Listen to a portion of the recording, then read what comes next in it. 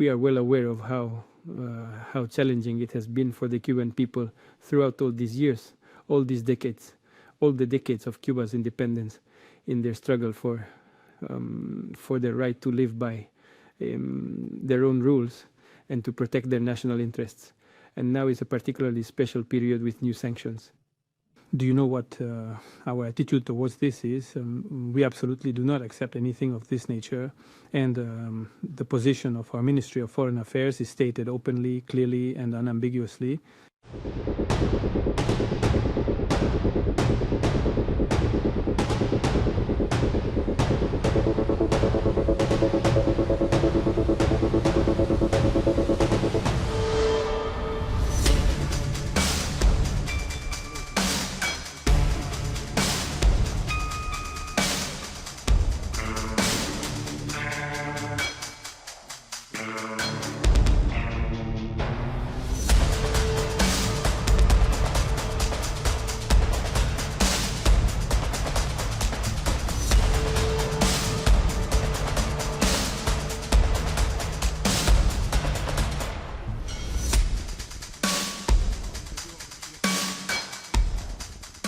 Russian President Vladimir Putin met with Cuban Foreign Minister Bruno Rodríguez Parrilla in Moscow on February 18th amid Havana's escalating geopolitical tensions with the United States.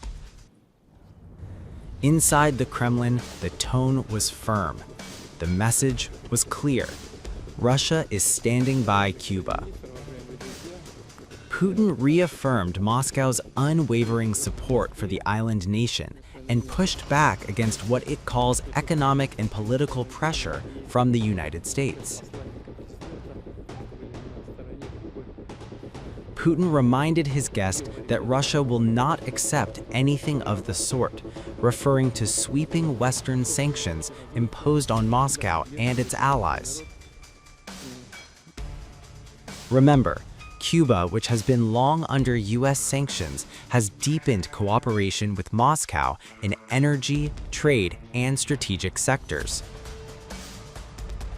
Now, as Russia faces unprecedented restrictions following the Ukraine conflict, the two nations are drawing much closer.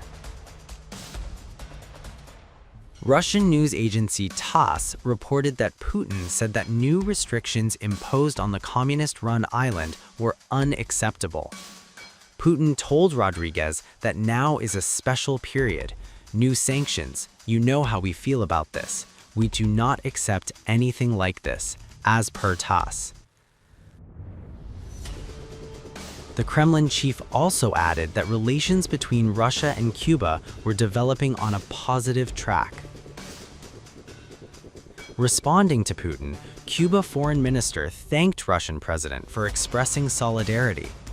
Dear Mr. Minister, dear friends, I am very glad to meet you here in Moscow.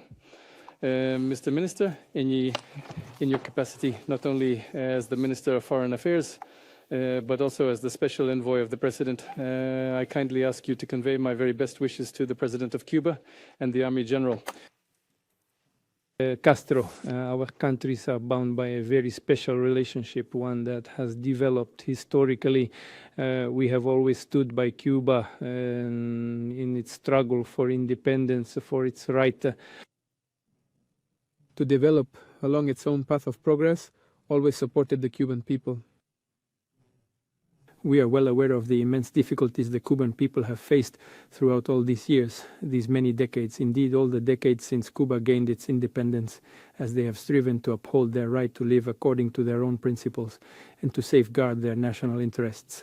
And now this is a particularly challenging period with new sanctions being imposed. You know how we feel about this. We do not accept anything of the kind, and then position of our Ministry of Foreign Affairs is stated openly, clearly, and unequivocally. Regarding our bilateral relations, they are indeed developing generally along a very positive trajectory. And I am confident that today we will certainly have the opportunity to discuss all these important matters in great detail. Once again, I am truly delighted to see you, and I extend a very warm welcome. Yes, and by the way, this year we will also be celebrating the 100th anniversary of Fidel Castro. We will be doing this together. Mr. President Vladimir Vladimirovich Putin, I am profoundly and deeply honored to have been granted this significant opportunity, and I am here today as the bearer of the most cordial and friendly greetings from Army General Raúl Castro Ruz and from President Miguel Díaz-Canel. I am profoundly pleased to find myself here in Moscow, recognizing the extraordinary and unwavering solidarity that Russia has consistently shown with Cuba. The relations between our countries are deeply rooted in time, forged through mutual support, especially during moments of difficulty or adversity. The Cuban people deeply appreciate and cherish the Russian people. And we have been, for all of these years, working shoulder to shoulder in numerous points of convergence on the international agenda, and particularly in the advancement of our bilateral relations, which are of paramount importance for our country and are progressing very successfully with common projects specifically oriented towards the mutual benefit of our peoples.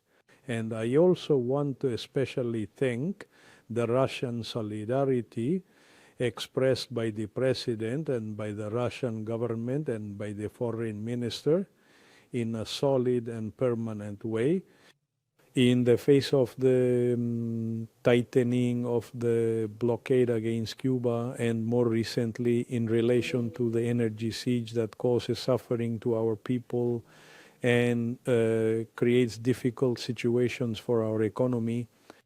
Therefore, I wish to express my profound gratitude for this wonderful opportunity.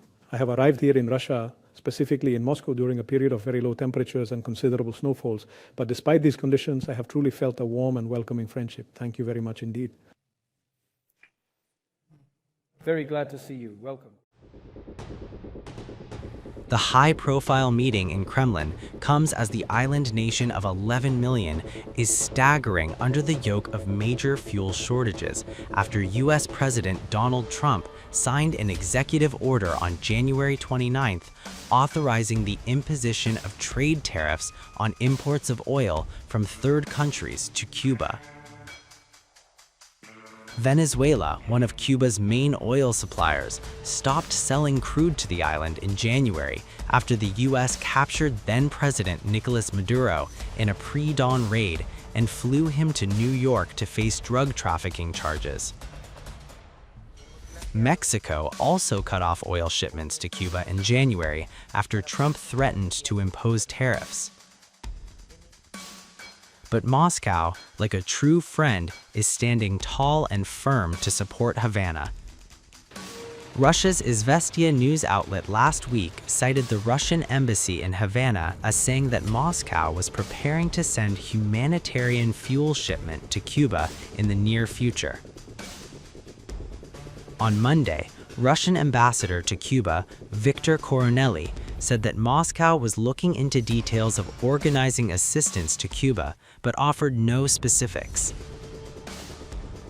Cuba's fuel shortages have already forced Russian tourist companies to halt the sales of package tours to the island after the Cuban government said that it will not provide fuel to planes that land on the island. Before meeting Putin, Rodríguez met his counterpart, Sergei Lavrov, who urged the U.S. not to impose a full naval blockade on the island.